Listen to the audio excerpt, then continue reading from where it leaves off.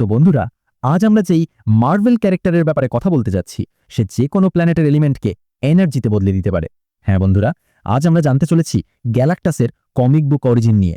তো গ্যালাক্টাস সর্বপ্রথম দেখা গিয়েছিল 1966 এর ফ্যান্টাস্টিক 4 ইস্যু 48-এ, যেটাকে পরে চালিয়ে নিয়ে যাওয়া হয়েছিল 1996 এর অরিজিন অফ গ্যালাক্টাস ইস্যু 1-এ।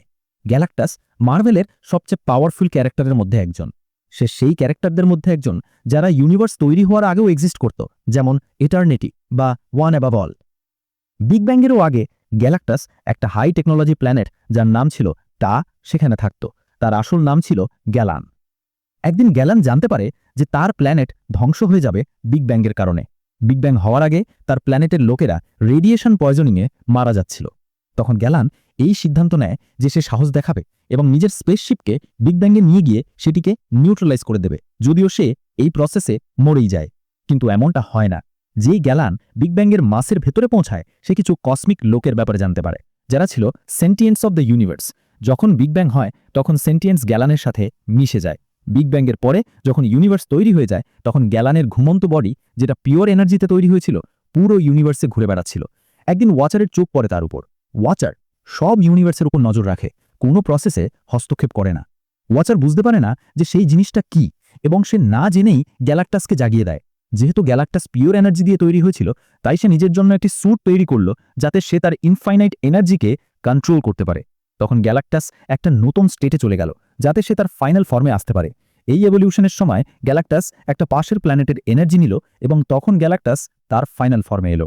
তারপর গ্যালাক্টাস আলাদা আলাদা প্ল্যানেটের এনার্জি নিয়ে তার হোম প্ল্যানেটকে আবার তৈরি করতে শুরু করল, যার নাম সে দিল টা-2। যেমন যেমন টাইম পেরোতে থাকলো, গ্যালাক্টাস বেশ কিছু খালি প্ল্যানেটের এনার্জি নিতে থাকলো, কিন্তু পরে গিয়ে তার প্ল্যানেটের এনার্জি নেওয়া এবং সেগুলিকে খোঁজার মধ্যে গ্যাপ অনেক বেড়ে গেল।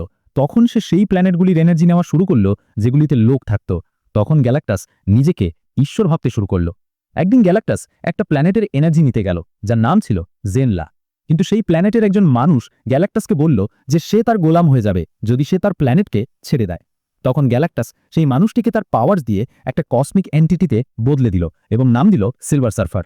তারপর সিলভার সার্ফারই গ্যালাক্টাসের জন্য নতুন প্ল্যানেট খুঁজতে লাগলো, যাতে গ্যালাক্টাস সেই প্ল্যানেটগুলির এনার্জি নিয়ে সেটিকে ধ্বংস করে দেয়।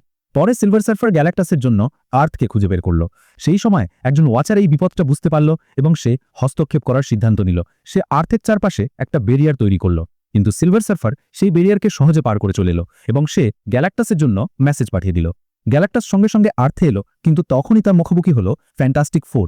ফ্যান্টাস্টিক 4 গ্যালাক্টাসকে অনুরোধ করল যে সে তাদের প্ল্যানেটকে ছেড়ে দিক, কিন্তু গ্যালাক্টাস মানল না এবং সে আর্থের চারপাশে একটা রে ছাড়ল, যাতে আর্থের এলিমেন্ট এনার্জিতে কনভার্ট হয়ে যায়।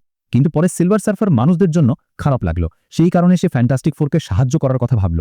দ্য থিং সিলভার সার্ফারের সাহায্যে গ্যালাক্টাসের প্ল্যানেট ধ্বংস করার ডিভাইসকে ভেঙে দিল এবং ওয়াচার হিউম্যান টর্চকে গ্যালাক্টাসের প্ল্যানেট টা-2তে পাঠালো, যাতে সে একটি পাওয়ারফুল অস্ত্র আনতে পারে যার নাম ছিল দ্য আল্টিমেট নালিফায়ার। তখন ফ্যান্টাস্টিক 4 গ্যালাক্টাসকে হুমকি দিল যে তারা নালিফায়ারের ইউজ করে গ্যালাক্টাসকে ধ্বংস করে দেবে।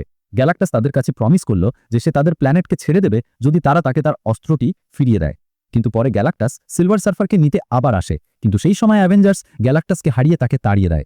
তো বন্ধুরা, এইটা ছিল গ্যালাক্টাসের কমিক বুক অরিজিন। যদি আমাদের থেকে কোনো ডিটেল মিস হয়ে গিয়ে থাকে বা তোমরা গ্যালাক্টাস রিলেটেড কোনো নতুন ফ্যাক্ট জানো, তাহলে প্লিজ আমাদের কমেন্টে অবশ্যই জানাবে। বাকি ভিডিওটি ভালো লাগলে লাইক করো, শেয়ার করো, আর চ্যানেলটি এখনো সাবস্ক্রাইব না করে থাকলে এখনই সাবস্ক্রাইব করো। তো দেখা হচ্ছে নেক্সট ভিডিওতে। বাই বাই, ভালো থেকো, সুস্থ থেকো, আল্লাহ হাফেজ।